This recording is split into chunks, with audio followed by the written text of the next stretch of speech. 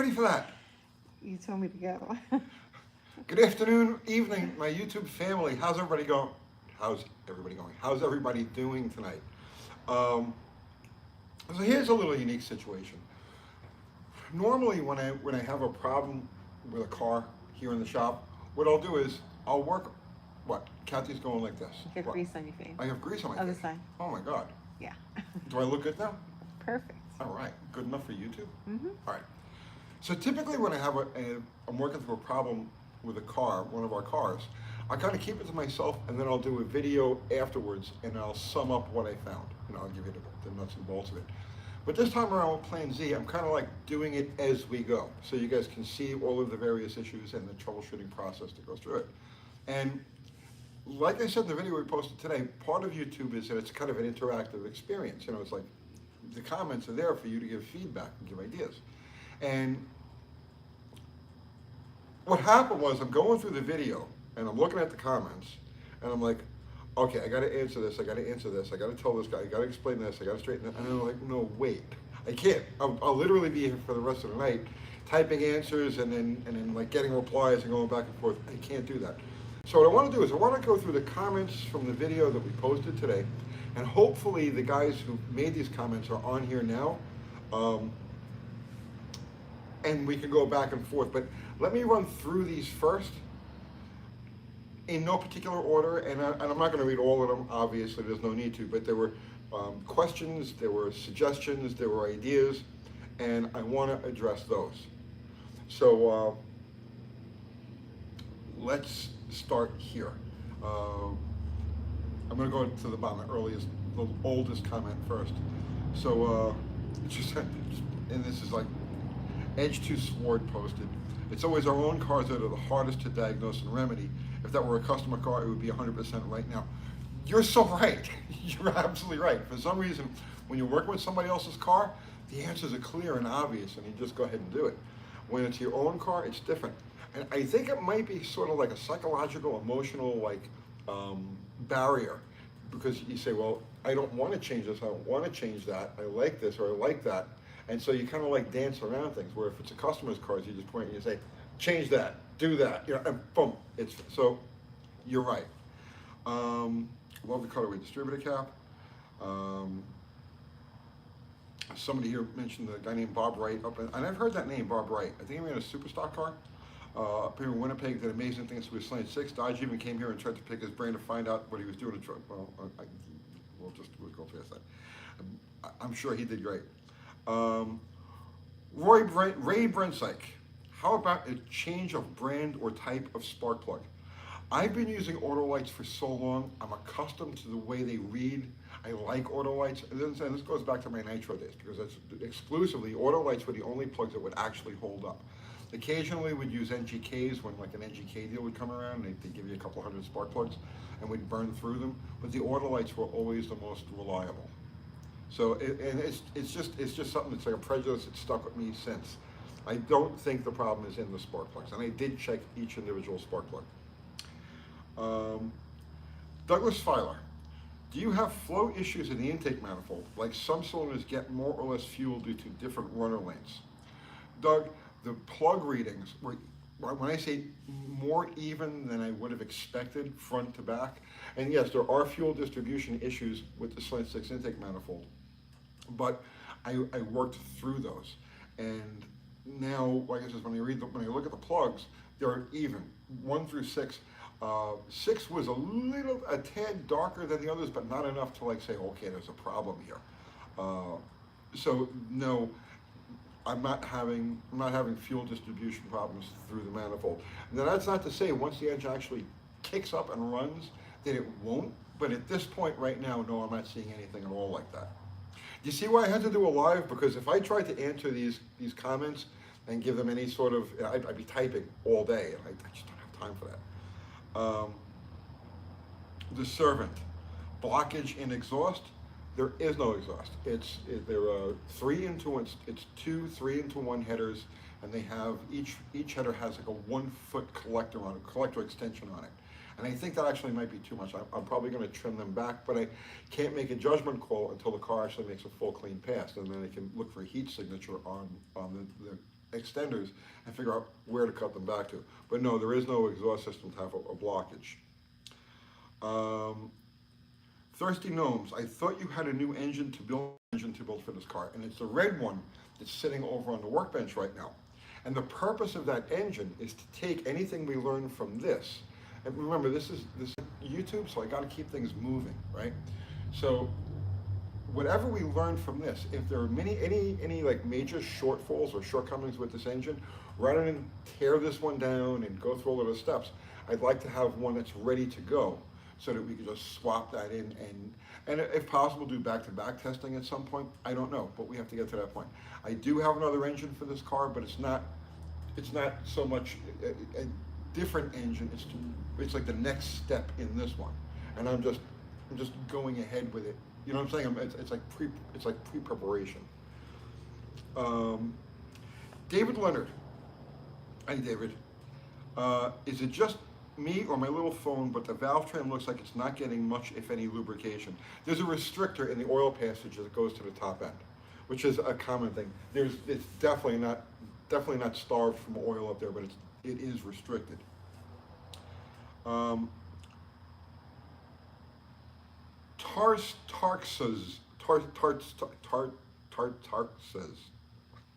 I murdered your name, brother. I'm so sorry. But I know you comment all the time. I just never had to pronounce it. It happens, right? Wasn't this running strong enough last year to pile the oil at the back of the crank, at the back, and cause an oil problem? Yes, it certainly was, and that is one of the perplexing things about this, because we did stack oil and did spin a bearing. When we last ran the car, the last time it was at the track, the Slanted Nationals. Was it the Slanted Nationals? It was over a year ago, it's about a year and a half ago now. And that's exactly what happened. The car left like a slug, like nothing on the initial hit, and it got out 30 feet, 40 feet, or thereabouts, and then started pulling really hard. And then it tapered off again. So yeah, at one point we did have an oil starvation problem with it. At one point it did run a lot harder than it's running right now, but I don't know what happened. And so that's why I'm trying to piece through all of this mystery.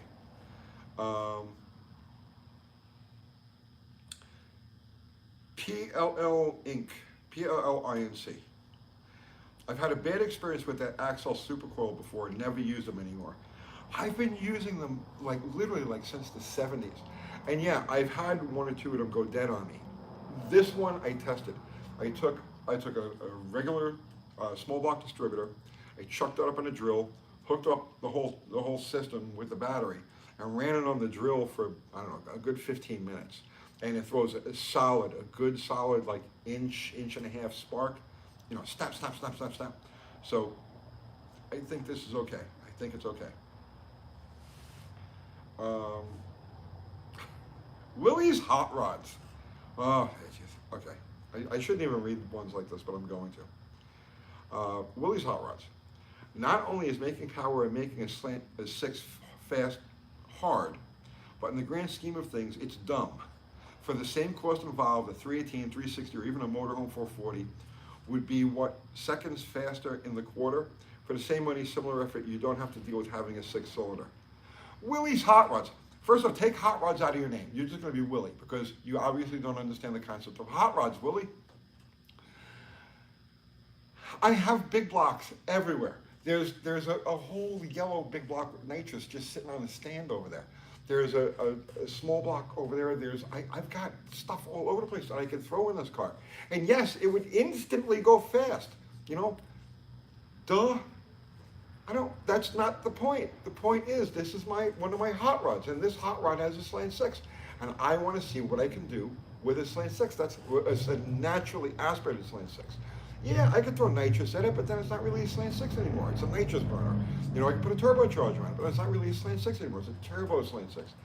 I want just to see what I can get out of the slant 6. All by its lonesome. How much power can we make it? How fast can we go in this car? Willie's Hot Rods. Zeprat Jernot. You guys have some names. Zeprat. I'm not even going to try the last name. How to spark? It's pretty hot as it is. The The Whitetail Rancher, I thought you were having ignition issues, and that is why it was pulling stumps down the track, but what the heck do I know? Well, you're right, it's having ignition issues, there's no question about it. Now, it may have carburetor issues or jetting issues on top of that, but I won't know if it has jetting issues until the engine actually pulls past like 4,500 RPM. It gets to the higher RPM and it starts to work, then we'll know if it's jetted correctly. But for right now, it's an ignition issue. There's no question in my mind. Michael Lewis, if you're having problems with the ballast resistor heating up during warm-up, why don't you have one for when it's warm that you can switch to? The double ballast resistor is something that I threw in there only because I have always used these coils in cars that have a charging system. So the difference is a car with a charging system is going to charge around 13.8 on average, and a car running off just the battery is going to be 12 volts. So we don't need the second ballast resistor on here. It's kind of redundant. I put it on there just out of habit and not really thinking about it, but afterwards, yeah, we only need the one. Kevin McGuire, if you start eating up your 904 torque flight when your Slant 6 starts making power,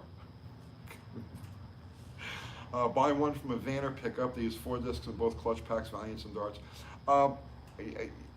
This car only weighs 2,100 pounds, and that engine is never, on its best days, never going to make more than 250 horsepower, right? 260, like that. There's no danger of burning up just even the lightest duty torque flight in this thing.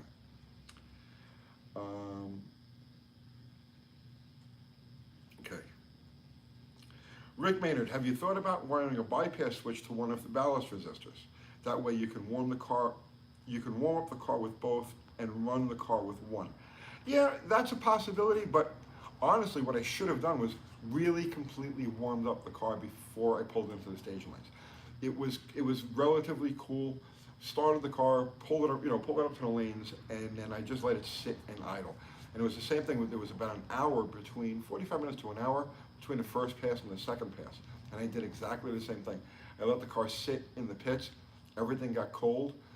The track is downhill, so I more or less coasted to the staging lanes. I sat there and I looked at the temperature gauge and I says, well, it's completely like there's nobody home. I better warm this thing up.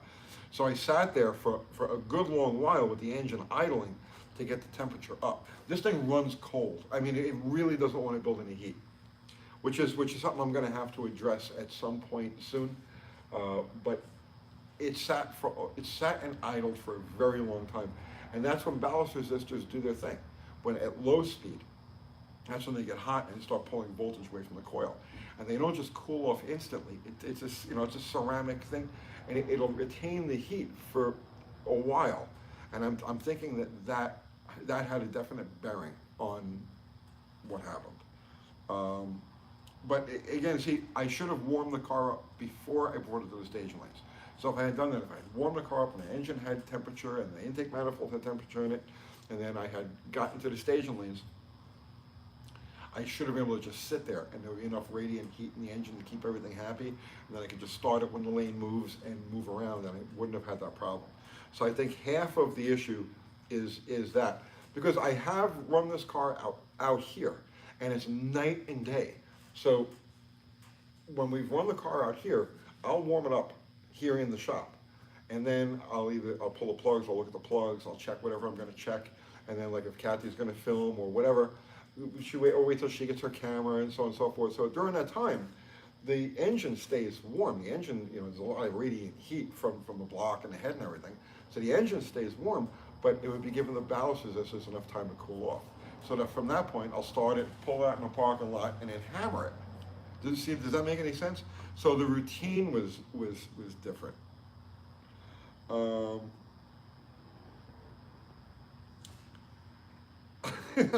Hare, having a favorite condenser from the 60s seems weird. It would, right? But it is my favorite condenser. It doesn't have a wire, okay? It has like a copper strap. So it's like, yeah, it's absolutely, it's my favorite condenser. I actually value that condenser more than most of the whole cars that I have. I know it sounds crazy. I'm nuts, I'm not exaggerating that either. I need coffee. Hang on, guys.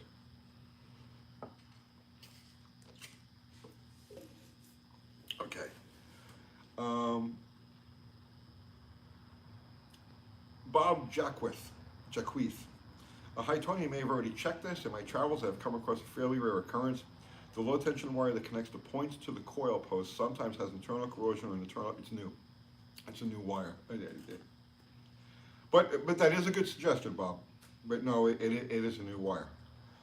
Professor Gins, one of my nitro compadres. When I read plugs, I look for 3 rings of heat, meaning, yes, I know, I did the same thing you do, or did, yeah, 3 rings of heat, but that's on a nitro motor. You don't see it on your plugs, let me know. Yeah, no, it doesn't make any heat, it doesn't make any power. I mean, it just flatlines. I'm lucky if it's making like 80 horsepower right now. It's apples and oranges. You can't go by that. ER cost 60. Just plug in the OBD2 Bluetooth scanner code. Reader will fix itself. This is OBD3. Yeah. Like the cutaway view of the distributor. Hey, if you guys working on your cars, that's actually not a bad idea for you. It's something I should have done as a video a long time ago, but it didn't occur to me. Yeah, cut a distributor cap in half or cut a third of it off and actually check and see what the phasing is. And especially the relationship between the tang on the rotor and the button in the cap. Because on this one, and it's all Chryslers like this. So the rotor tang, okay, that comes in contact with the post, sits like this when you put the cap is off, but when you put the cap on it, it actually goes like this. And the end of it points down to the rotor, and it's only maybe an eighth of an inch different distance.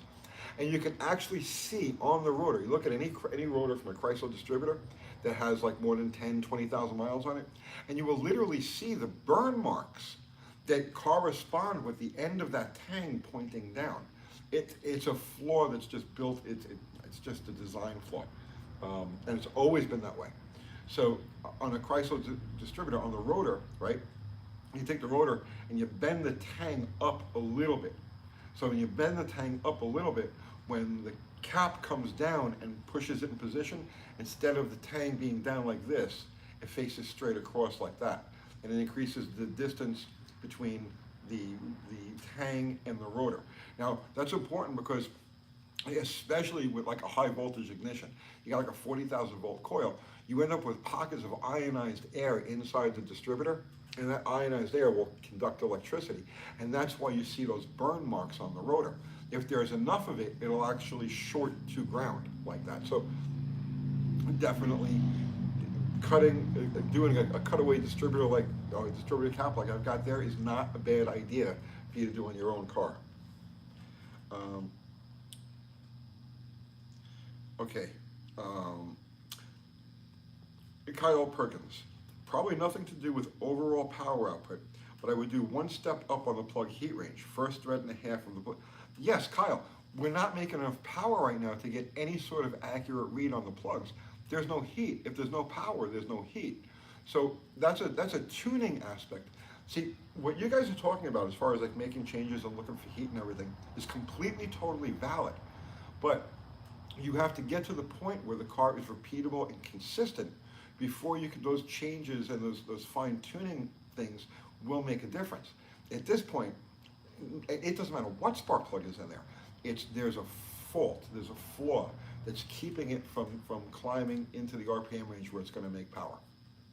So yes, all of those suggestions for heat range and so on and so forth, they're great. Including somebody said about side gapping plugs. All of those things are valid and they're good, but not yet.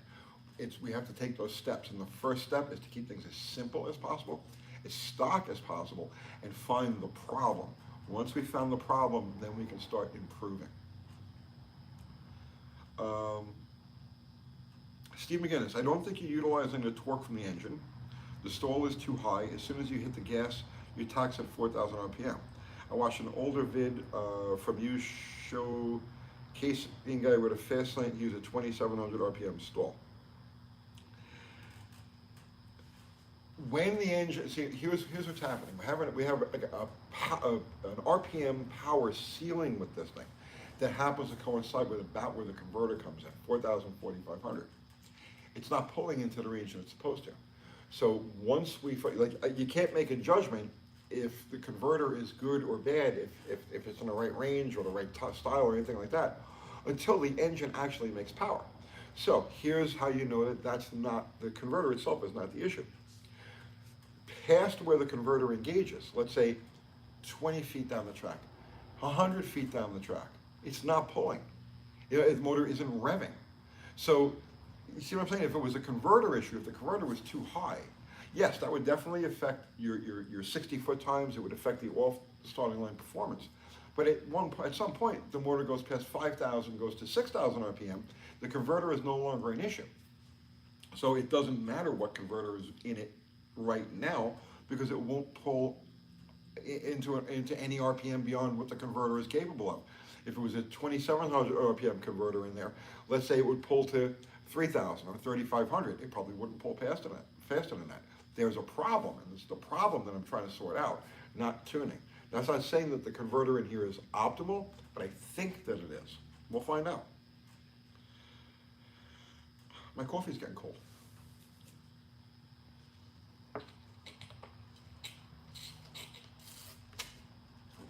No, I should be showing the logo on that, right? Okay. Joe, board output 383 pistons.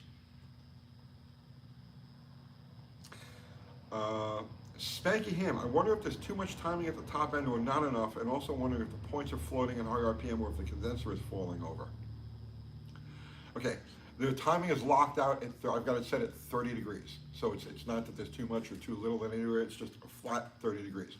Maybe it would like 28, maybe it would like 32.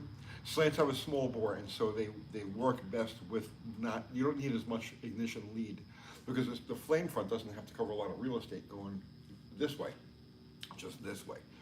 So where, let's say, a 4.5-inch bore motor wants 36, 38 degrees of lead to be optimized, a 3.4-inch bore motor only wants 28 or 30. So this is locked out at 30. Also wondering if the points are floating at high RPM, or well, it never reached a high enough RPM for the points to float. And the spring tension felt good on them. I used the Eklund points on there, and I put another set on just in case, right?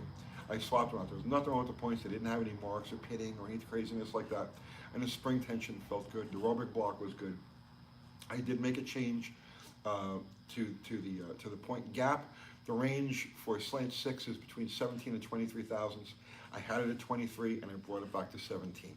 So that would help if it's a points related higher RPM issue, not float, then bringing the gap back would help higher RPM performance. That might, see what I'm thinking is, honestly, I think it's a few small things that just added up to make for one bad experience. Mr. Dimmons, don't mean to be critical, but what happened to changing, fixing one thing at a time so one can isolate the real problem? Messing with all the ignition components at once looks like a good way of not finding. Well, no, I mean, it's impractical. So I should check the points and then take it to the track and make a run. I should do the condenser and then take it to the track and make a run. That's kind of redundant. I'm not making changes per se. I'm going through and I'm finding flaws and just making sure that every step, everything in the loop is good. Making sure little plugs are firing correctly. Making sure little wires have continuity. Making sure that the phasing is right. I'm not making changes. I'm just blueprinting. I'm going through. I'm not adding any parts. I did take the one ballast resistor out, but I'm just refining. I'm not making changes. I mean, I'm with you. And the concept that you're talking about, that'll come later on, where once the car starts making passes and it goes 1198, let's say, now you make a small change here and you see if the car goes 1196 or 1195. You see what I'm saying? That's where, but right now I have a problem and I'm trying to fix the problem. I'm trying to identify the problem first. Okay. Coda improvements, I like your dedication to this. I'm dedicated to it. I'm Ronnie B, a change in tire diameter up or down is an easy way to see how gear change would react. And I agree, and I actually have a pair of shorter, excuse me, I have a pair of shorter slicks sitting right there to put on this car for when that time comes. But right now, we're nowhere near there. I can't judge, okay. I can't judge gear ratio, tire diameter, converter. All I can do is guess at those things until the car makes consistent runs. And then you could say, you could look at a time slip and you can compare things and you say, oh, okay, it did A and B, so I have to change C. We're not there yet. The car has a problem. Going to taller or shorter tires or taller or shorter gears will not fix this problem. Do you see what I'm saying? So just, I'm not saying you're wrong, but it doesn't apply to the stage that we're at right now. Sawbones, is there a line lock on it? Does he just break standard? In my life, I have never owned a line lock. I'm one of those people, if I won't add anything to a car unless it's absolutely necessary. An automatic car never needs a line lock, especially if it's got drum brakes. It's got drum brakes. So you just have to just light pressure on the pedal and the car stays still. Disc brakes, you got to give a lot of effort for the car to stand still, so a line lock could help you there. But yeah, I grew up with 4-speed cars doing burnouts with no line lock. It's that quick clutch brake pedal, you know, right? I mastered that when I was like 16, and I've been doing it ever since. Greg, Pat can't have too much converter. 4500 stall for that sits on her. Sounds like a lot of converter to me, Uncle Tony. Either I have some really twisted settings. Greg, I don't know what you're saying. I think the 45 will work if the engine pulls to 6,000, which is what I expect it to do. If the motor goes to 6,000, then the 4500 will get this load moving good and hard. And another reason why I went with what would appear to be a higher than should be torque converter is because the car weighs 2,100, actually just under 2,100 pounds, minus me. And it has everything, has very low rolling resistance. So it's got a 7 1/4 rear. It's got everything in the car is maximized to reduce parasitic loss, right? Rolling resistance, parasitic loss. And it has a very light weight. So unless the engine has enough reaction to slam into the converter and work the converter, you see what I'm saying? I need a converter that's loose enough to let the motor come up into its power range before it really moves the car. Any tighter of a converter, as I hit it, it'll want to move the car. You see what I'm saying? Does that make any sense? The lighter the car, the lower the power, the lighter the car, the higher the stall or looser converter you need to get the motor up into its power band before it starts to move the car, because you don't have the car acting as resistance against the converter. Okay. I need my coffee, guys.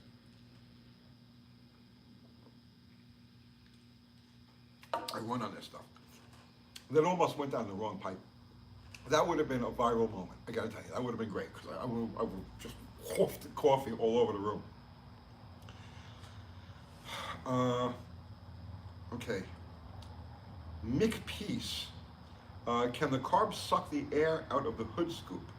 I know the VW Samba has that problem, too little air going through the carb, and some older Mercs was known to hold back. No, it's fine. The airflow through, it's got a snorkel scoop.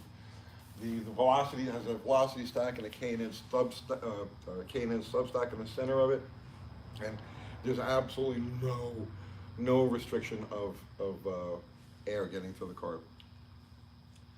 CCPG Mike. Watch the original video. I thought it was ignition related from the start. Seems to me like above a certain RPM, system is breaking down and weakening the spark. Yes. 11-to-1 compression ratio will snuff out a weak spark. Yes. And that's why I'm saying, you know, let's see. Primary voltage, second resistor, etc. I'm no electrical engineer, but I know coils can be designed for either fast voltage recovery or higher RPM, or lower recovery rate, but more amps per fire for longer duration spark at modest RPM. Mike, I think you're dead on with your assessment of that. I mean, like okay, we're right here. It's getting cold, see, so I have to drink it fast before it's like You know, I'm one of those people, when something reaches room temperature, it's dead, and I don't want my coffee to die. Ornery sent you $5 for coffee. Thank you so much. Hey, I know it's taboo for me to smoke on these videos. I don't care. My ADD is kicking in. And I'm only about a third of the way through the comments here. Rob Allen, I put the fuel pressure gauge on my dash for my twin side drift BMW engine, and the fuel pressure would drop like a rock under load, down to nothing. Yes, if you have a volume, if there's a restriction, if there's a volume problem, you'll have that. If there's slosh in the tank, you'd have that. This car has a fuel cell with a sump. It has a rear-mounted Holley blue pump, and it has a 3/8 steel line that runs all the way to the front with a nitrous express filter someplace in the middle of the car. Now, one of the telltales when you've got a car like this, when you got a drag car, let's say, and one of the telltales for fuel starvation is so you're staging the car, okay? And while you're staging the car, there's no great fuel demand. So even a mostly restricted fuel system will still fill the carbs. And the same thing with a non-sumped tank. When it's sitting there stationary, the pickup will pick up, the fuel pickup in the tank will fill the carburetor as you're sitting there in the starting line. Now, you give it gas, and what'll happen is the car will jump up and go, and it'll run out hard until it runs out of the fuel in the bowls. At that point, you know it's starving. We actually did a whole video on fuel starvation, and that's what you're talking about here. And in this case, I know that's not the case because when I stop it, nobody home. It's like, you know what I mean? It's like, it doesn't want to move. All right. More parts of everything. What is happening, my psycho elitist brother? The Mopar's Everything is like one of my favorite trolls. He's actually a good guy, but he's a troll at the same time. Go figure, right? I don't know why I have to be the one to say this, but you will never have a fast slant 6 because of you and what your claim to fame is. Cheap and junk. Impossible to be genuinely fast, especially normally aspirated, when you refuse to use high-end parts and/or high-end machine work and port work to make power to enable a combination to excel. Where did I skimp on parts for this thing? The block has been to the machine shop. It's got a custom ground cam, which for the life of me, it's been 2 years and I don't remember what the numbers were on it. I've got to find the cam card, but that's besides the point. I spent the money on all of the parts. It's got all new good parts in it. I don't know where you're getting that from. Need an example, just go back to what the Rustler Valiant did. On this car to go genuinely fast, aftermarket lightweight wheels. I have aftermarket lightweight wheels. Aluminum drum and rollerized trans. At some point, yeah, but we're not there yet. You know, and the difference between a rollerized trans and an aluminum drum is going to be what? Half a tenth? At that end, I'm missing seconds here. So, I mean, like, you know, you're splitting hairs for something that's not time to split hairs for yet. Selected from a dyno session. I would have wasted my time on a dyno session because it would have done the same thing on a dyno as it did at the track. It would have fallen on its face. So now I would have spent all kinds of time and money, hassle, booking a dyno session on an engine that, where do you even find somebody who can put a slant 6 on a friggin' dyno around here? Ported cylinder head. I ported my heart out on that head. I ported and ported and ported. I welded and ported. Oversized valves. I did stick with the stock size valves because it is such a small bore. One of my plans is to go to an oversized valve, but that's not the issue here. So what you should really be explaining to your viewers is Plan Z is what you get when you use wore out junk parts. And if you want to be fast like Ruster, then you have to grow and spend the money on real parts like a real man. I love you, bro. All right, Anthony, that's the guy's name, not me. It would be cool if Edelbrock came up with a flow-through design cylinder head for the Slant 6. Oh, I agree, and I have a friend who actually has the power to make that happen. Friend, you know who you are, but it would require an overhead cam conversion, so keep that in mind. Bruno Locke, been down this road with a stick shift slant and e-gas Valiant back in the day. Yes, you want big bore short stroke, but you can't have that. So it's like running a tractor engine. It is. I ran advanced weights with 29 degrees at 4,000 and 34 at 6,000 on Chevron white pump, nowadays gas. Okay, so he's talking about an old school setup that he ran, and yeah, I'm not the only one. I'm not the only one who's had issues getting the slant to go. Michael Baker, honestly, Tony, isn't that where the real fun and challenge lies? The fiddling, the testing, experimenting, the brainstorming, getting so frustrated you want to set the damn thing on fire. Yes, it is, and it's impossible to explain to people. But okay, like during the day when you're here and you're working on it, you get all frustrated and stuff, and it's like, ugh. But then you go home and it's like, now it's time to go to sleep, and you lay in there and you're thinking about all of the things, and it's like, and then you realize, wow, this is actually giving me something to like really focus on. This is giving me something to like, you know, and then you wake up in the morning. The best thing, when you have a problem, I know it's gonna sound counterintuitive to a lot of people. If you're not a mechanic, you're not gonna get it. But when you have a problem like this, and it's, you know, it's a little perplexing. When you wake up in the morning, you're like a rocket, okay? There's no like dilly-dallying or anything like that. You wake up in the morning and you're like, I gotta go attack this problem. I gotta find this problem. And it's like, it becomes like a motivator that kind of sets the tone for everything else you do that day. I know it sounds crazy, but problems like this are actually very good for you. There's the bad stress, stuff that you have no control over that other people and things put on you. And then there's the good stress. The good stress is situations that you get yourself into and then you have to use your creativity and ingenuity and tenacity to get out of. This is the good stress. It doesn't seem like it, but it is. Okay. Robert Briggs. Robert, I do believe that this was the comment that made me say, you know, I just got to do a video. Robert Briggs.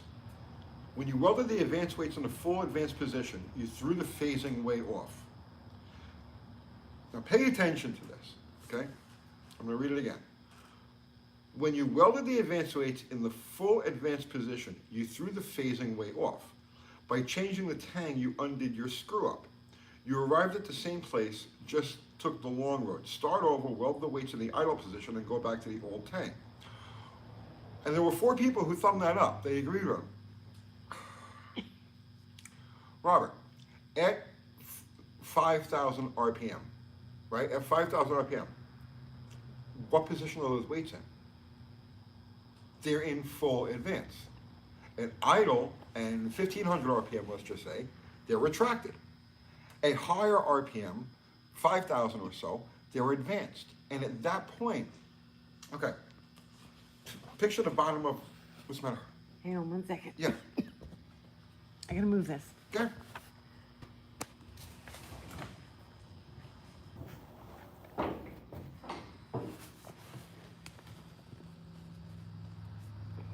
Okay, what's going on?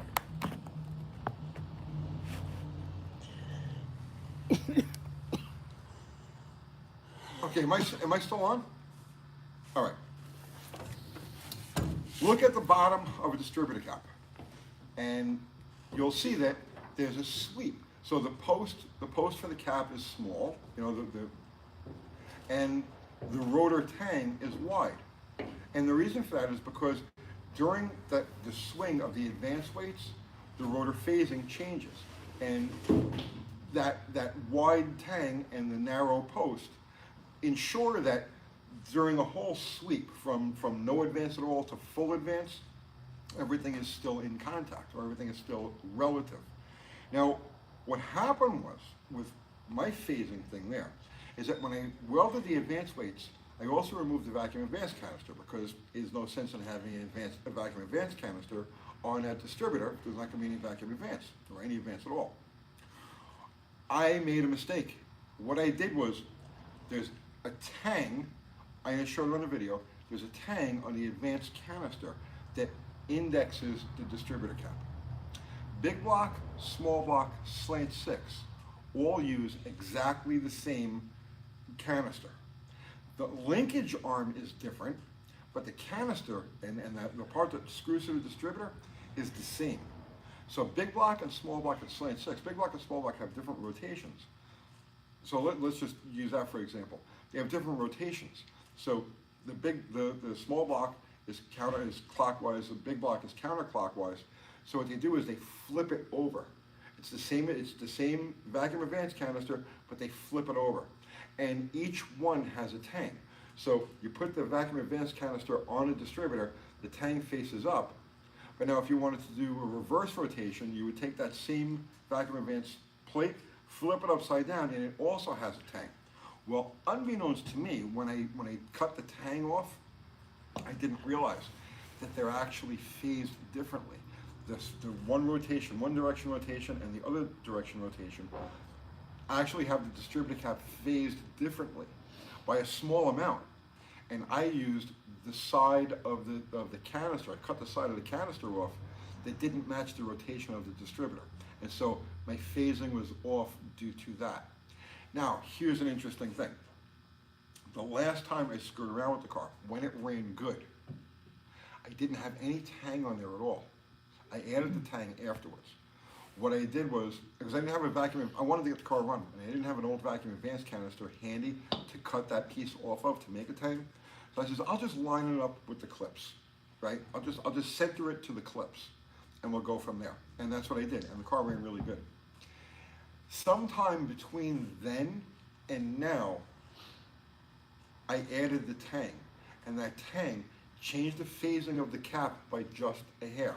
So now what I just did now was I used the other tang, the other side of the canister, I cut that off, flipped it upside down, put it in there, and then I checked the phasing. So that could very well be where my problem was, and we're gonna find out when we, but like I said, when the car ran hard, when it ran hard enough to actually put oil, to uncover the sump, it did it with no tang at all on there. Just the cap was just indexed by eye. When I put the tang on there, it changed the index. So there's a very good possibility that that right there was my problem. Okay.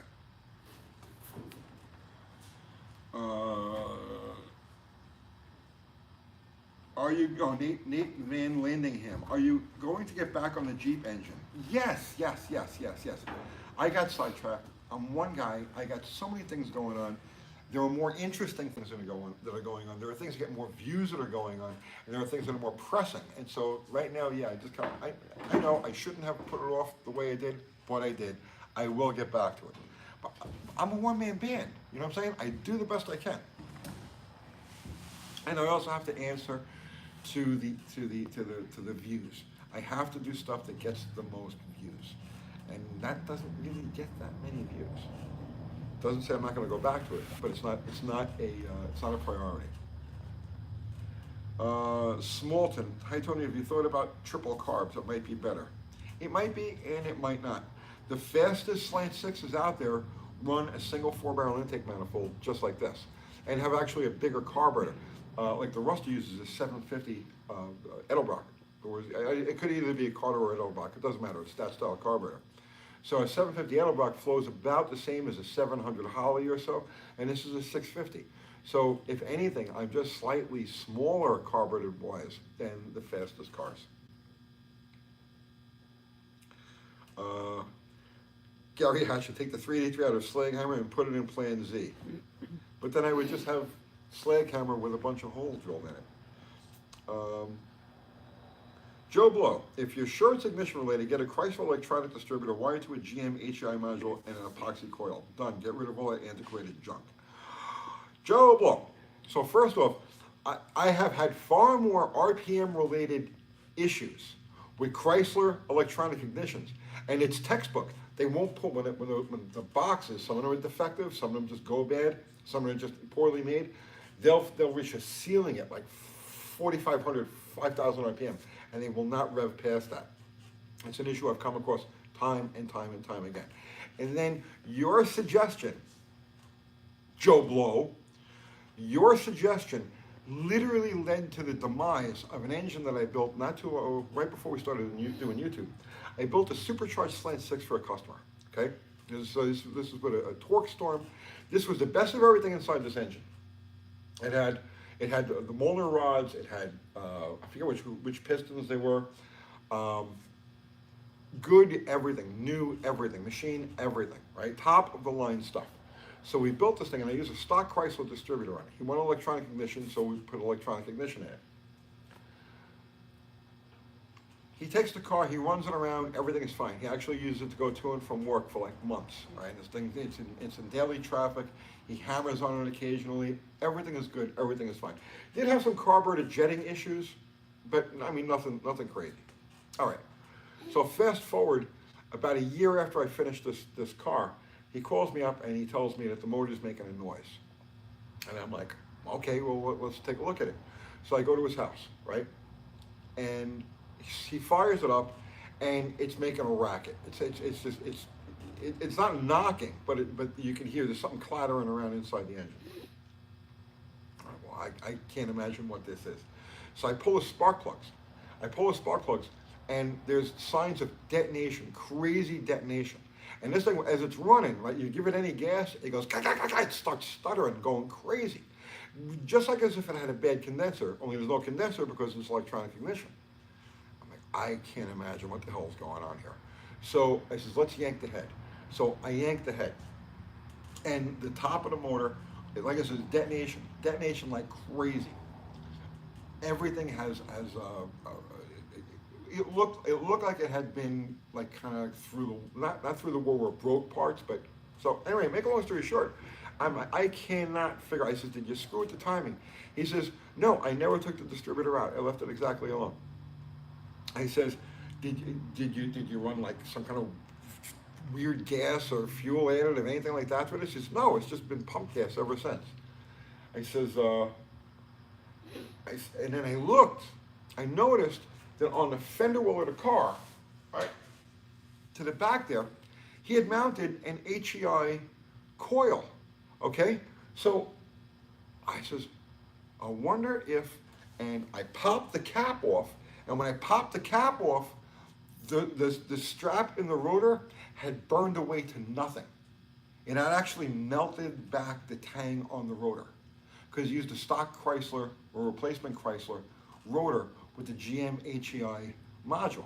So it ends up, he bought this setup off of a guy named Slant 6 Dan, I think his name was, right? Put it on, drove the car for a month or so like that, and the whole time he was driving it, that arc welder HEI, amplified HEI coil that he was using on there kept etching away at the end of the strap until it finally burned it away that the spark could freely jump around. So like once that strap reaches a certain point, under certain circumstances, certain RPM and whatnot, the spark is kind of like free to wander, and that's what it did. You get up to like highway speed, and the spark would be like sticking to the bit of the rotor, and then it would go pick, and it would bounce all over the place, and then find its home again. And that destroyed the friggin' motor. It crushed the ring lands on, so they pulled the pistons out, and it crushed the ring lands on 2 or 3 cylinders. So that setup that you're talking about right there, I literally experienced myself, literally watched that exact setup that you're talking about destroy a friggin' motor that was built out of nothing but top of the line parts. So yeah, keep the hybrid shit. That was long, I'm sorry. Ed Petrick, just find the mop guy to give you a push on the line and you'll be fine. Mop guy is my good luck charm, right? Chuck Bryant, I know nothing about Slant 6 engines, but I do know about Jeep and Ford 6s. A couple of questions. First, why not put an HEI on it? I just answered that, my friend.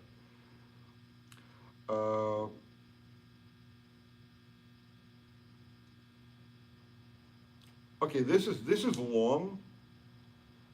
This is long, so I'm not going to read this whole thing. But Charles Elert II. He wrote this, and he says it's very long, but it's okay.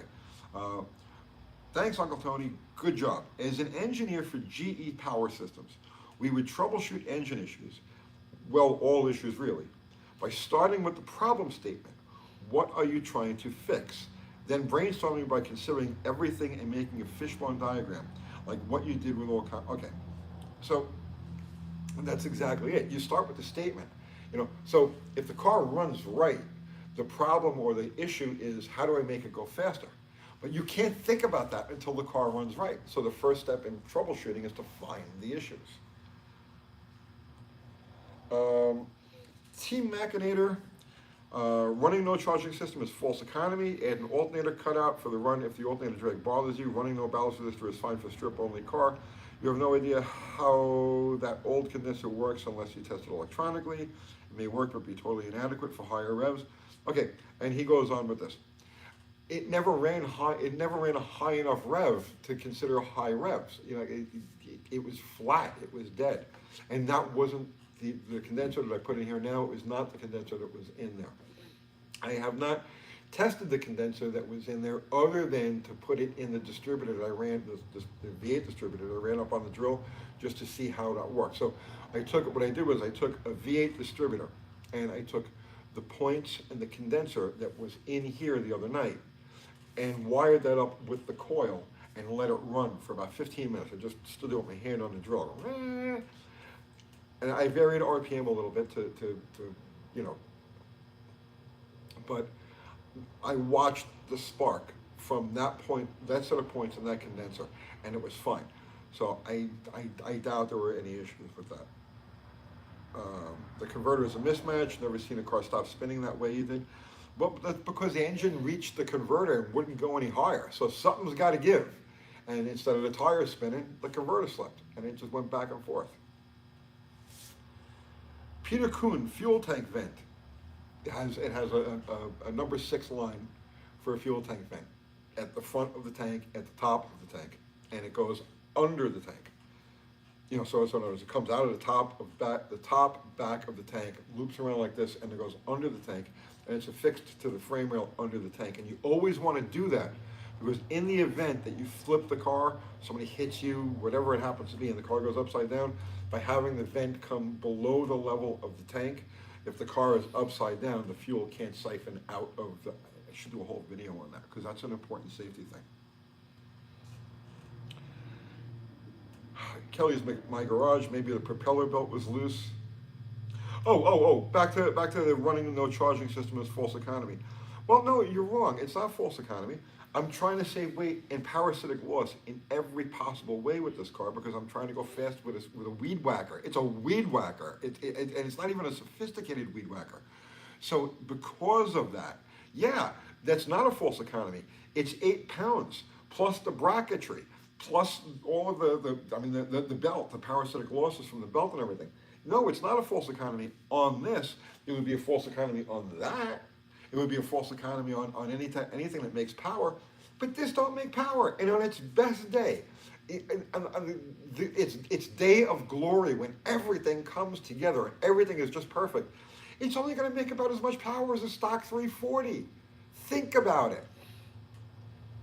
So it's not a false economy. It's actually an important element of making this car work.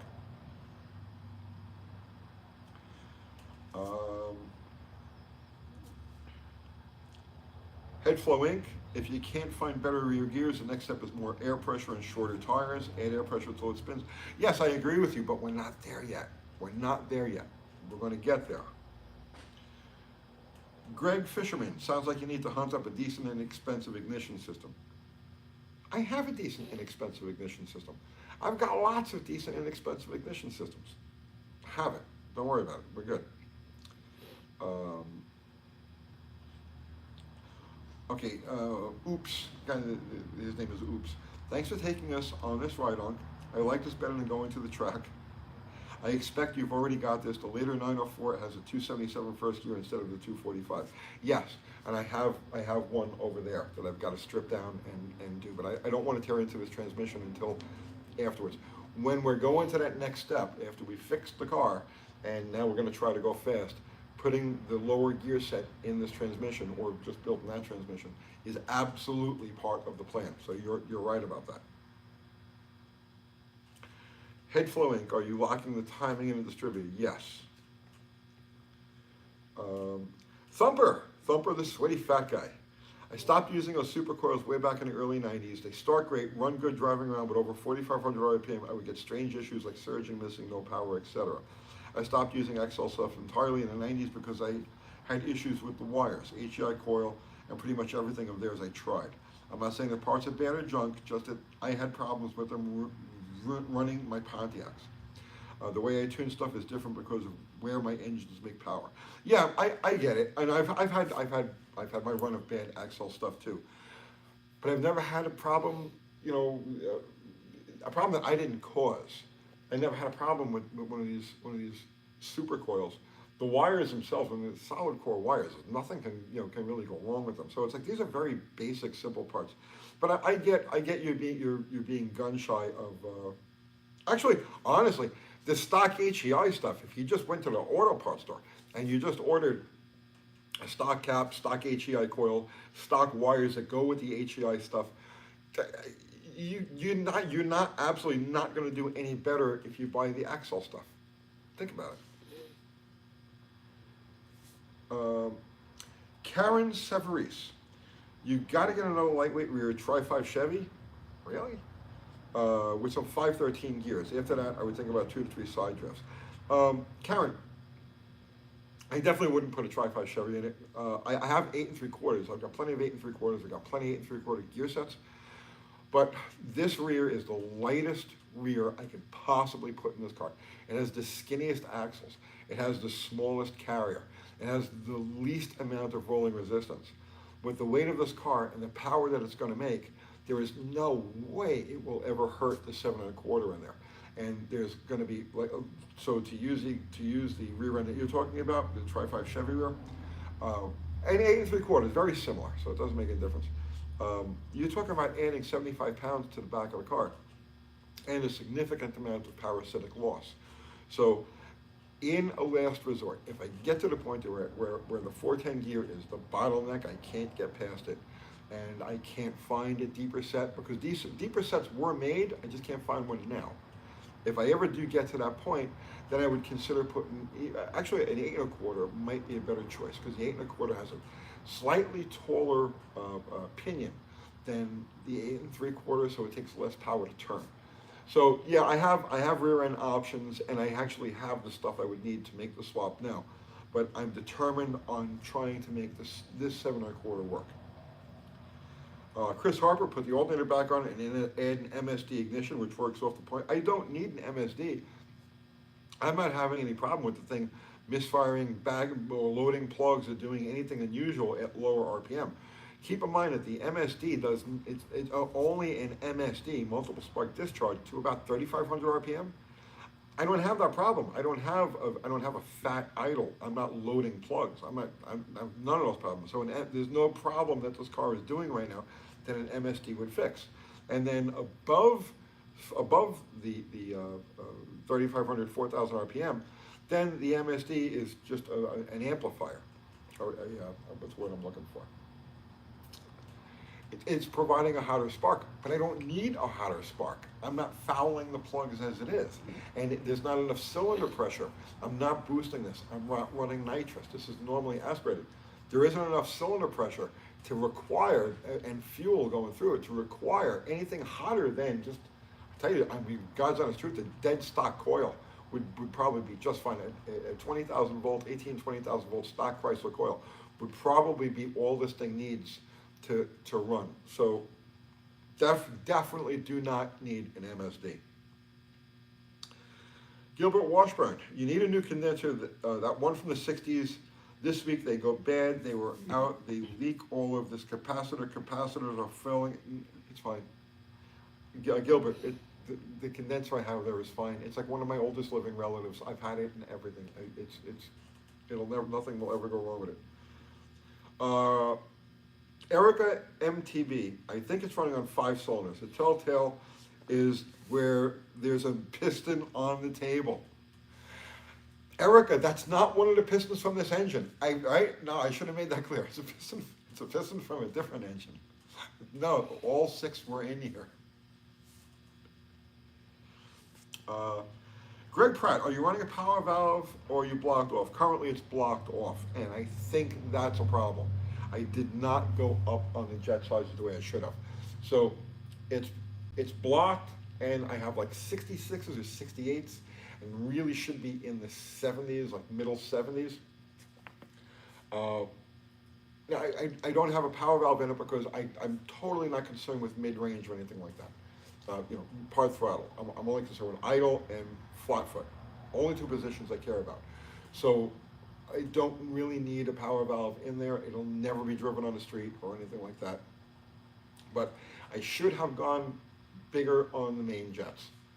But I can't get an accurate jet reading until I have the thing running the way it's supposed to, and then I can see what it needs. But we'll get there. We'll get there. Jens Olson, you said you were running 93 octane, but does it have ethanol in it? Yes. If it has ethanol, it will affect how the fuel burns when ignited. Ethanol has less energy. I know, bro. I know, but I use ethanol gas. Everything I own is intended to run on ethanol gas because I don't want to have to go find non-ethanol gas. See what I'm saying? So all of the stations in my immediate area have ethanol gas. All of the stations in our viewers' immediate areas all have ethanol gas. And so I tune and I operate everything I own on ethanol gas, including Bottle Rocket. Everything gets ethanol gas.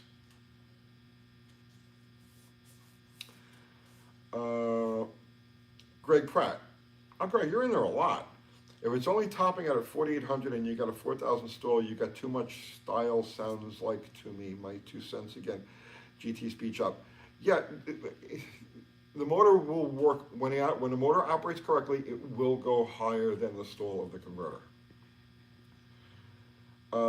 Here's a good one. Donald Gilbreth. I've had distributor bushings where just enough to cause a wobble, big enough to move the shaft, enough to make the spark have to travel too far. Okay, yeah, no, the bushings are fine. When I did that distributor, when I took that one apart to weld the weights and all of that, I had like 5 distributors to choose from. I took all of them apart, and the one with the best bushings, the least amount of play, is the one that I used. So no, there's no play. Actually, I just checked that, and there's 1,000th of an inch. So if I check the point gap on one side, right? Check the point gap, and then I pull the shaft all the way over, I pick up 1,000th of an inch in point gap, and that's not enough. 1,000th of an inch variation is not enough to cause the issue that we've had here. But no, the bushings are definitely good in that distributor.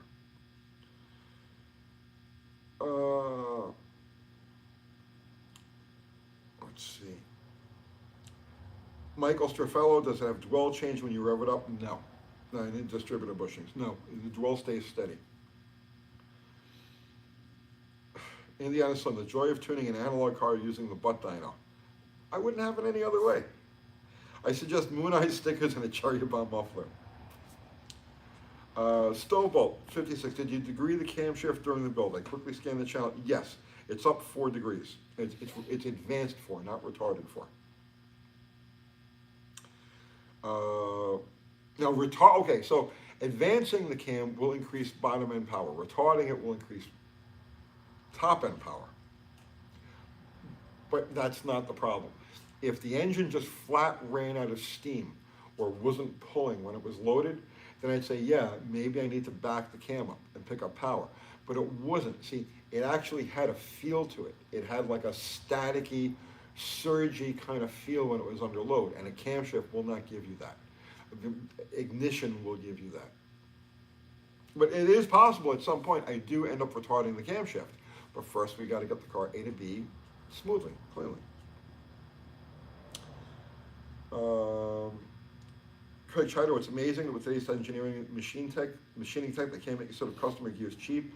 I called the manufacturers to see if they can make 355 gears for a 10.5-inch 14-bolt GM axle. They need to buy at least 1,000. Yep, that's exactly the number I got because I contacted. I forgot who I contacted, and I was exactly that. I was like, look, what would it take to get a set of gears going? And I figured, well, I'll just offer gears, right? And no, it's it. They want 1,000 sets. You get minimum order of 1,000 sets, and they'll do it for you. And you can't blame them. It's not like they could just whip it up. You know what I'm saying? There's a lot to it. Greg Pratt, again, one more thing. Tony, air pressure for the tires. I haven't had any issues before. My own small horsepower applications. When you leave a line instead of, no, we're not there yet, Greg. We're not there yet. That's the one thing. A lot of you guys are. You're putting the cart before the horse. You're thinking too far ahead. You know, a lot of the suggestions you're making are valid suggestions, but not until the car actually runs cleanly and smoothly. Then we go from there. First, we have to overcome the problems, then we can fine tune. Nitrous and bias plies, what are you thinking that engine makes for horsepower? like nothing, bro. Like nothing. Please.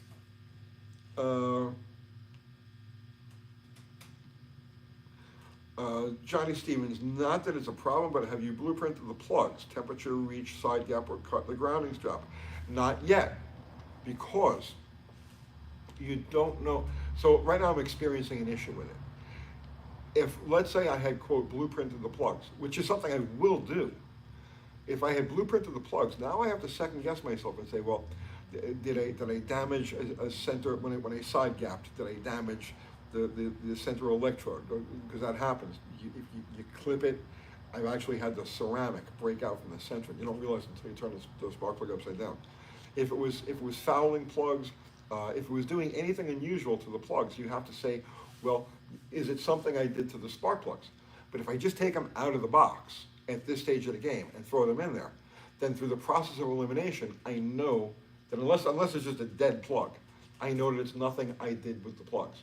So after you've established a baseline, that's when you do the tuning. That's when the tuning happens.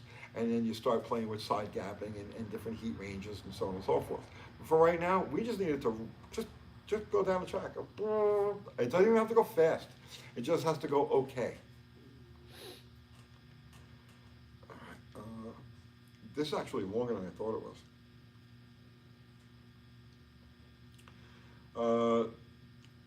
Steven, check the crankshaft pull. They can cause an issue also. I don't know what you mean by that. Charles Schultz, global warming. That's not warming anything. Craig Chido, put a heat sink in the resistors. The ones from the computer guts might work. The ballast resistors on this car literally. Okay, I got to go back about 3 inches, right, from where I am right now. But they literally mount the ballast resistors in the coil mounted to the front frame rail ahead of the engine, between the engine and the radiator. And the ballast resistors are actually, when everything is together, the ballast resistors are actually hanging out in the wind that goes right here. So yeah, I don't need it. I don't little, the computer fan definitely won't outdo all of that. Robert Beck, I bought a new slanty Duster in '73. I love the car, wish I still had it, but it was obvious the engine was designed by great Chrysler engineers to be a people mover, boat engine, sawmill. Yes, I know. Laurel Flynn, I think you hit the nail on the head with the ignition voltage. I had a similar problem with an old Ford I drive regularly. Started good cold with choke, but wound over a bit of time before it fired when warm. I discovered a bad connection that allowed enough power to the starter, but not enough to the coil. I trust it'll be warming the engine as you did with the track before you smoke them up. Yeah, no, Laurel,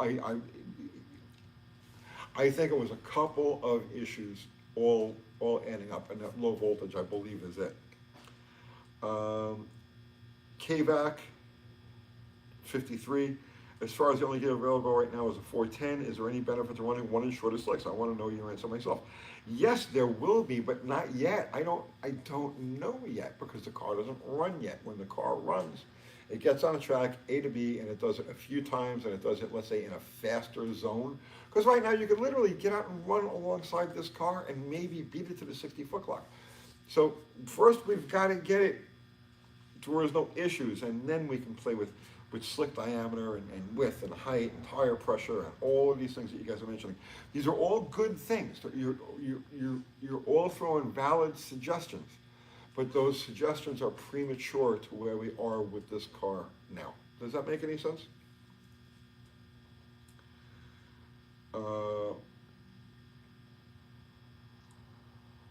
Michael Twaits, I knew it. You just fixed it, UTG. Absolutely, the phase was out. And along with the more precise alignment, full energy is there. Sounded like it was out, and you, Guru, thank you, found it, sir. Yeah, Michael, yeah, I think that was a big part of it. I honestly think that was a big part of it.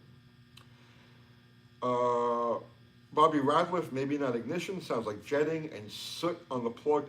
There is soot on the bottom of the plug, but that's only because I never bother cleaning them off. I'll clean, okay, so those plugs have been bouncing around for a long time. And usually I'll clean them off with the torch, and I didn't. And I used those, and they were in something else. I forget what they were. And at some point it was overflowing the carburetor, and it carboned up that section of it. Now, after I straightened it out, I kept those plugs in the engine, drove it around a while, and the ceramics cleaned up. So once the ceramics cleaned up, I was like, okay, good. This will be fine. I never bothered to clean the carbon from around the bottom of them.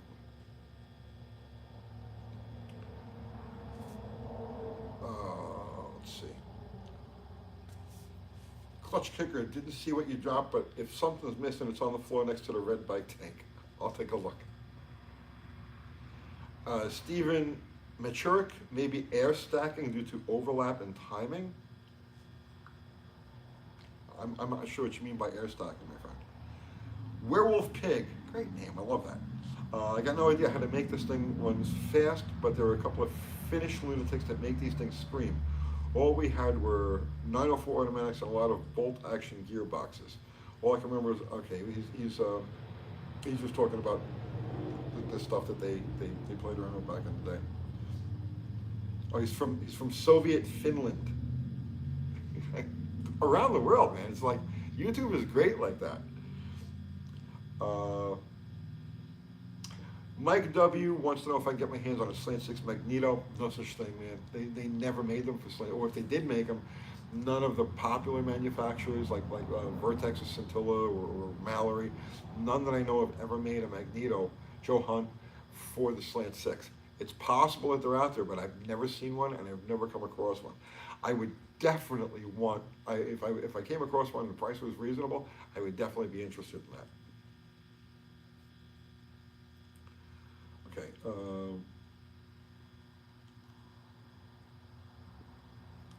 Ricky Nelson put a 3500 converter in it and let the power get to the tranny. Let me make power first.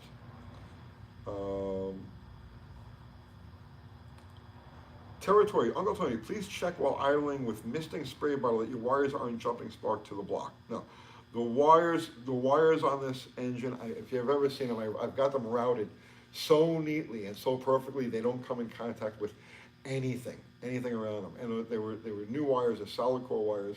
I've had them, they've been around for a few years now.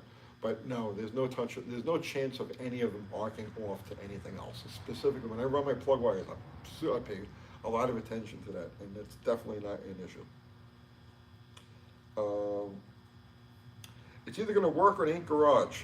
So if you want more first gearing for your launch, you could swap in a 700 R4 that has a 306. Okay, I'm going to stop you right there because I do not crossbreed. There are so many better choices for transmissions, so many better choices for rear ends, so many better choices for everything, but it's against my religion to crossbreed. So yeah, I'm not arguing that would definitely be a much better thing to have, but it's got to be Mopar. It has to match the car.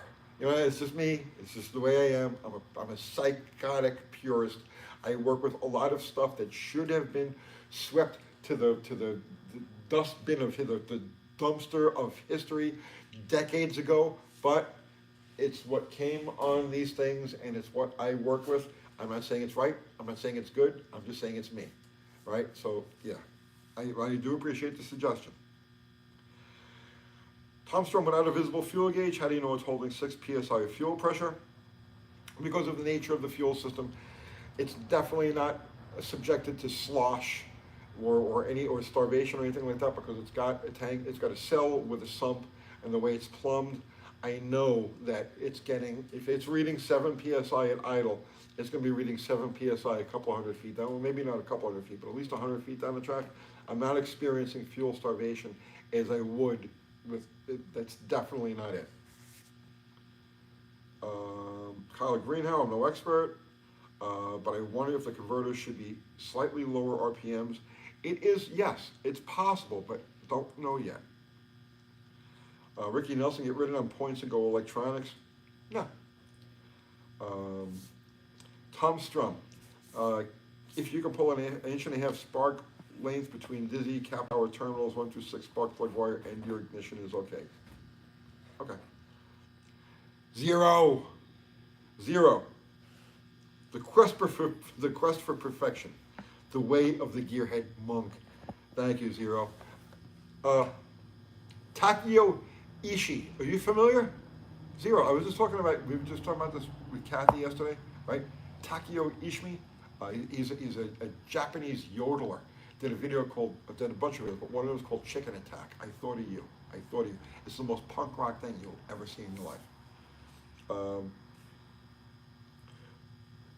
Dried brain freeze. $12.99 will require a bottle, and you're a slant lover. Nah, I can do it without. Other people have done it without. I'm going to do it without. Broken tool garage. Good job. Directionally correct steps, at least. Thank you, sir. Tony leveling, ignition timing. No, it's locked out at 30 degrees. It's fine. YT watcher. Now you've gone and done it. Open Pandora's distributor. Yeah, right? That's right. I love that. Pandora's distributor. Brian Juff's weight savings, remove ballast resistor, got to be worth 2/10 of a second. Okay. James is saying, I was thinking not enough resistance in the coil. Glad you confirmed it. Mike Kalfakis, I watched the run video. My suggestion is to avoid the water and burnout. With a car like this, why would you need a burnout to get traction? This car should have. If it made power, if it was running correctly at the weight of this car, yeah, it would need a burnout. There's no question it doesn't need a crazy big burnout, but it does need a burnout to at least clean the tires. Again, all of those suggestions are good for after the car is running and after we've established a baseline, but not yet. And like I keep saying, you guys are putting the cart before the horse. You're not realizing that there's an issue that has to be worked through first before you get to all of these other procedural things. This is going a lot longer than I thought it would. There's a lot of these. How long are we on? You're over an hour. Over an hour? You're like an hour and 20 All right, minutes. guys, I'm going to speed this up a little bit. Did you not answer everything already? No, we're still They in have comments questions in here too. 2 hours So, ago. they were like, whose questions Okay. are they reading? I bet my tang ones. Okay, can you keep them occupied for just less than a minute? Because I got a tinkle. The coffee ran right through me. So you keep them busy, and then we're Would you gonna like me to keep them busy? keep them busy just for a minute, guys. I'll be right back. Okay, wait. Okay. I don't know how to keep you guys busy. Oh, just show them things. Song and dance. Let's see. Show you things. I don't know. What can I show you? I don't know. Let's look at how decrepit Mrs. Landy is. Oh, she needs so much work. Old Dusty. I'm not dancing for anybody. Jingle some keys, you're easily amused. Let's see.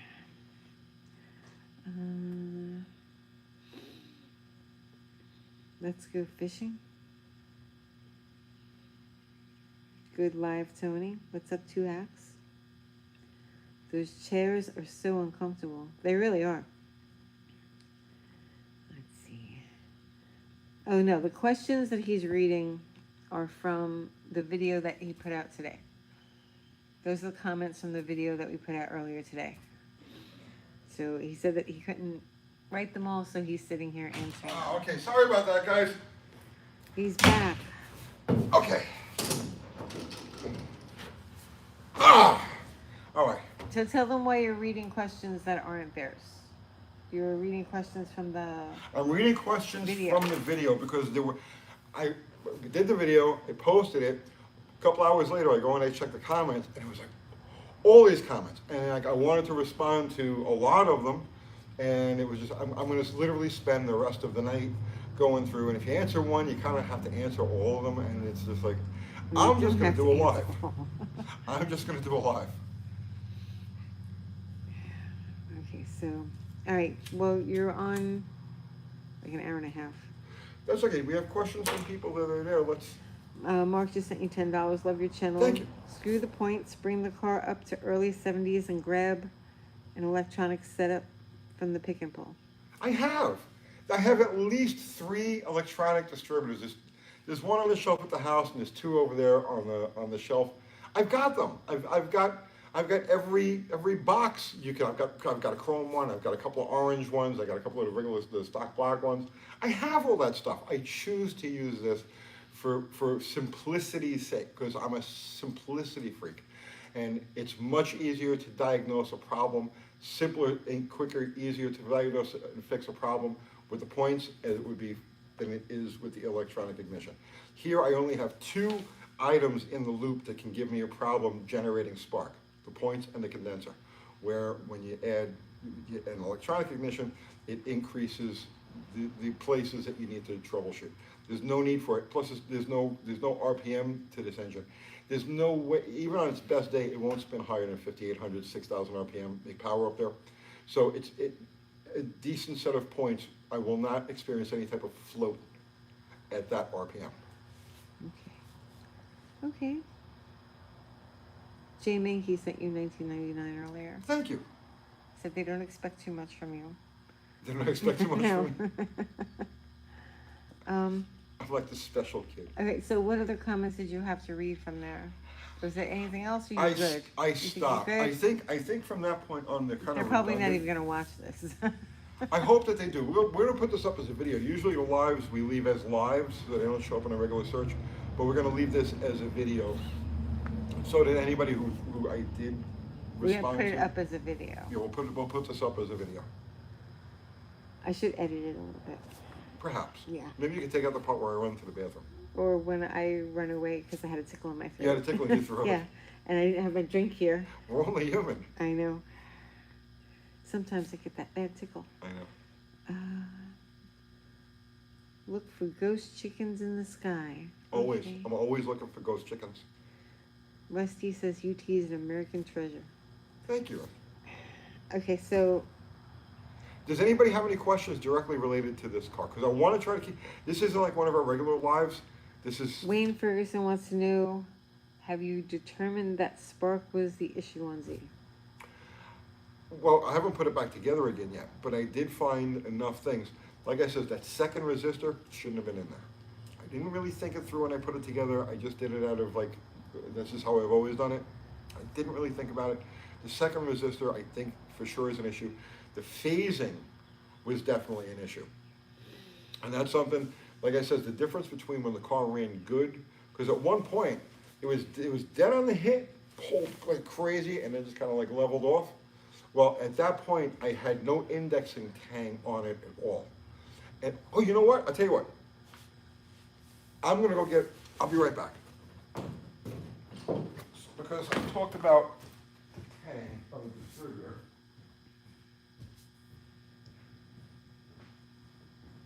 I'm sorry, Lout. Oh, great, I don't have.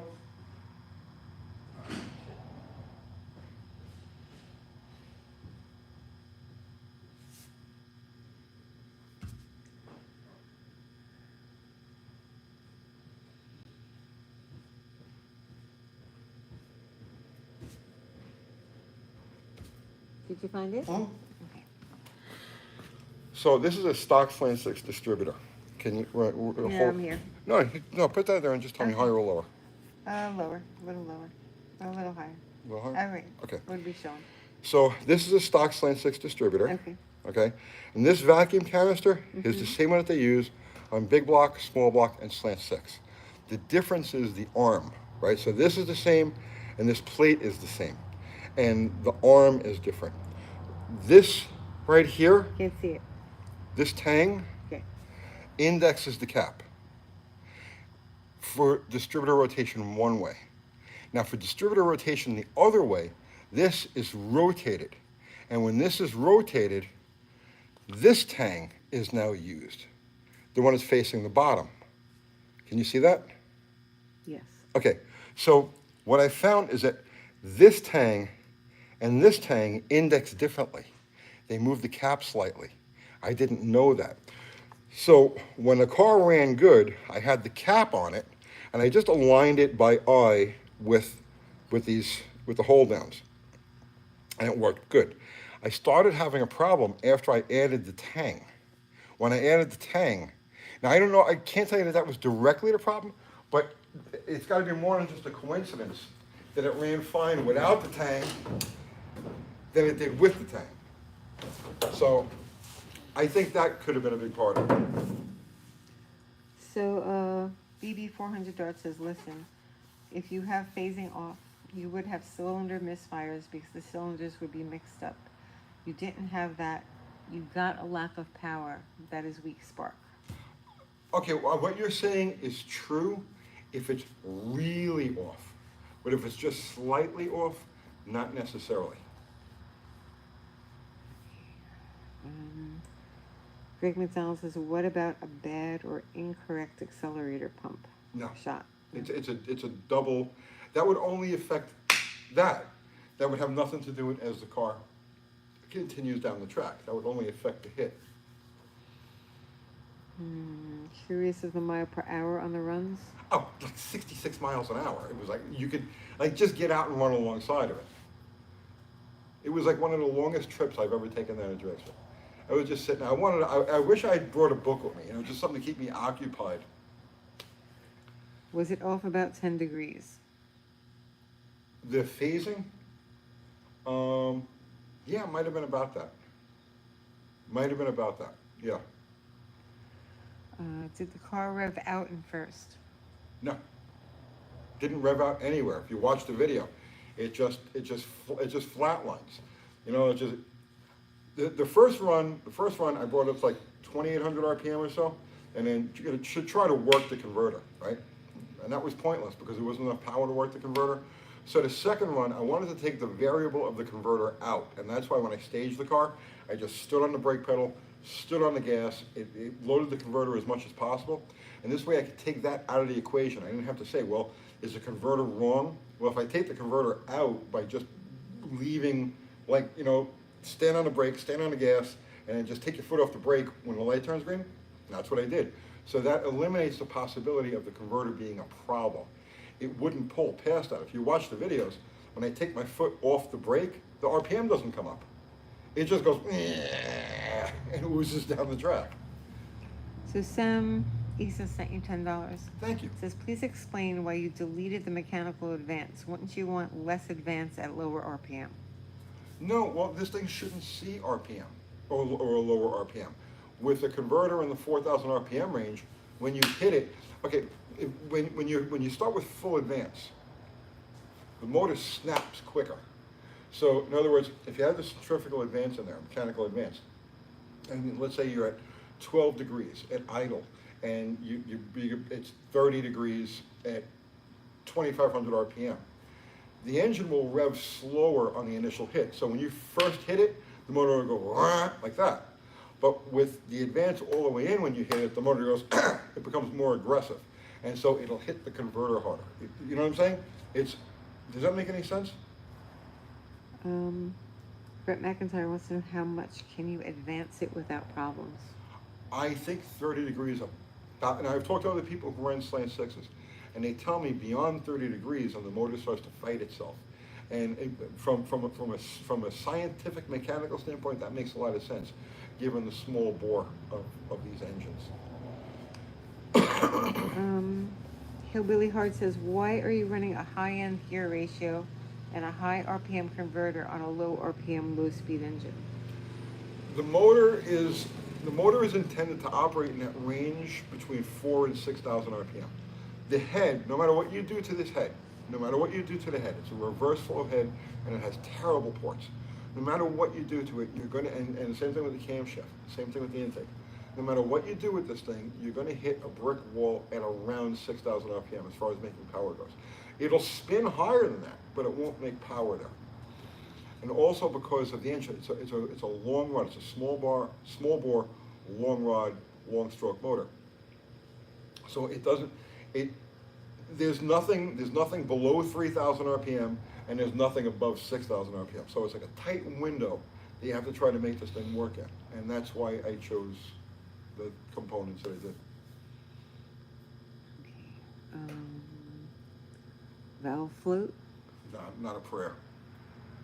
The valve springs in there, as I said in the video, they're brand new springs. I bought them from Q's Performance.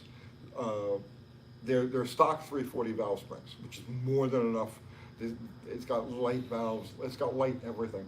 So those springs at the RPM that it's being run at are actually they're overkill. If the target of this engine is like 6,000 RPM, the stock springs would have worked. Just a couple of shims just to give them a little pressure, and the stock springs would have been fine. But these are 340 springs. There was a Magneto for a Slant 6 by Joe Hunt, but $1,450. Wow. I don't want to spend that much on a Magneto. But I've never seen one. If you can send a picture of it, a description of it, a link to it, uncletonysgarage@gmail.com, I would like to see that. Let's see. Ever had an alternator cause voltage issues that flatten the engine power?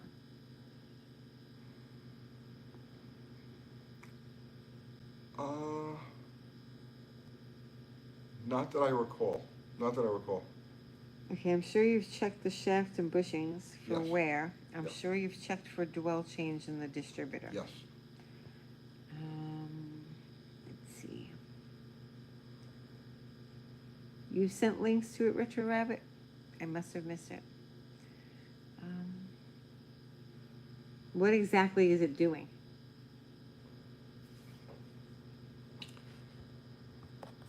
It hits a ceiling under 5,000 RPM, 4,800 or so. I should have watched the tack. I didn't watch the tack. I don't have a telltale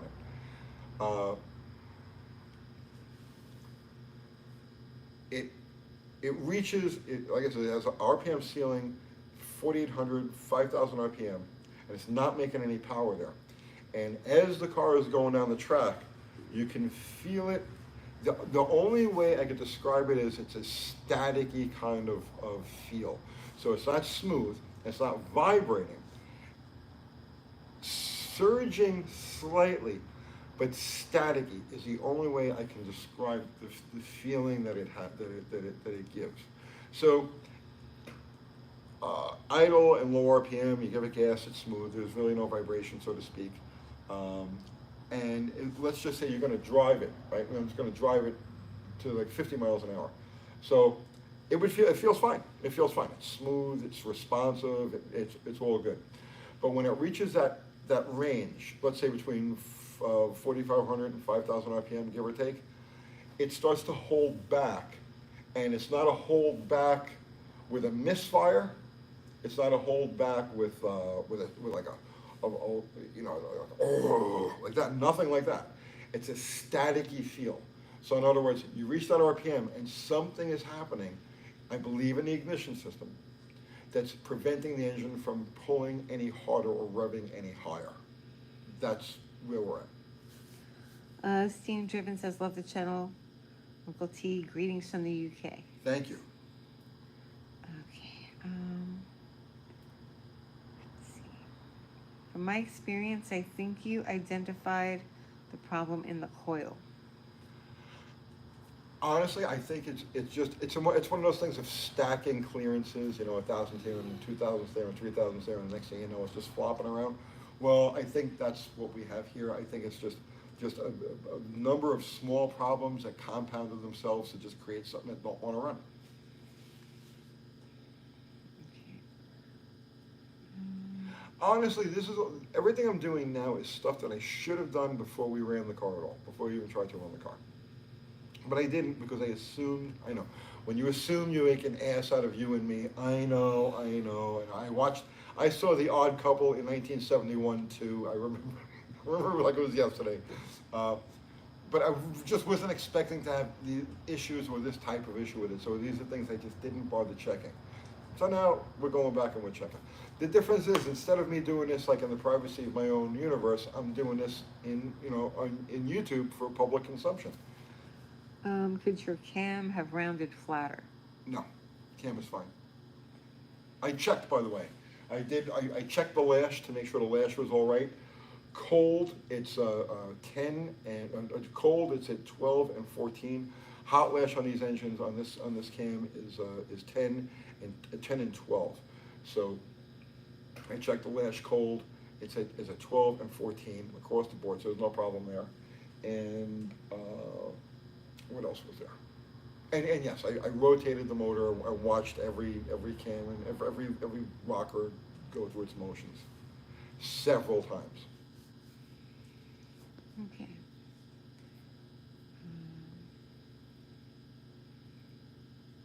Is that it? I don't know. You tell me. My car is probably legit haunted. You'll figure it out. We have a lot of black thumbs in here. Love the channel and streams. God bless you. Pirate Greg says. Thank you, Pirate Greg. All right. Is that it? I think so. I think we got it. I think we covered pretty much everything. If you did comment in there and I didn't get to your comment, I'm sorry, but we're into this thing for 2 hours already, and I was only halfway through the Brett comments. McIntyre just says, want to know your next step. What's your next step? Put it back together again with the stuff that we did. The car was still sitting on the trailer. Oh, well, I hurt my back a couple of weeks ago. And I was going to pull the car off the trailer. And before I did that, I says, you know what, let me just check this. And I pulled one part off, and I said, well, let me check that. I pulled another part off. Well, let me do this, let me do that. And the next thing you know, this thing is like basically disabled, and I've got the whole ignition system over there. And it's like, well, in order for me to get this thing off the trailer now, I have to push it. And if I push it, I'm going to hurt myself again. So that's why I'm still working on the trailer here. But yeah, the intent is if it doesn't rain this Saturday, we're definitely going back to the track. As of right now, today's Tuesday, the forecast for Friday It's and rain. Saturday is showers, or storms rather. So it's probably not going to happen, but I'll be ready to go just in case it does. My intent was to come back here tonight and put all of the stuff back together again, test, fire it, and all the other stuff. But I said, there's so many comments, and there's so many people that want to participate in this. And that's the thing, like, there's this car, this project, this couple of last videos, there's more participation in these videos than I've come across yet, I think. There's always people that will throw suggestions, occasionally, but people seem to really want to get involved in the troubleshooting aspects of this car. And so I think it's kind of unique, and I think that's why I wanted to answer some of those comments and do this live, because it's nice to connect with the viewers on this type of level. Yeah? Yeah. All right. All right. All right, so that's it. Okay. Guys, I'll give you the status report on this thing as soon as I have status to report. Hopefully we found the bugs, and then we can move on and try to make it go fast. But, all right, thank you to everybody who contributed with Super Chat. Thanks to everybody who contributed with your conversation and your presence. Thanks for everybody who contributed with suggestions and ideas, right, wrong, or otherwise. I do appreciate your desire to participate. Thank you.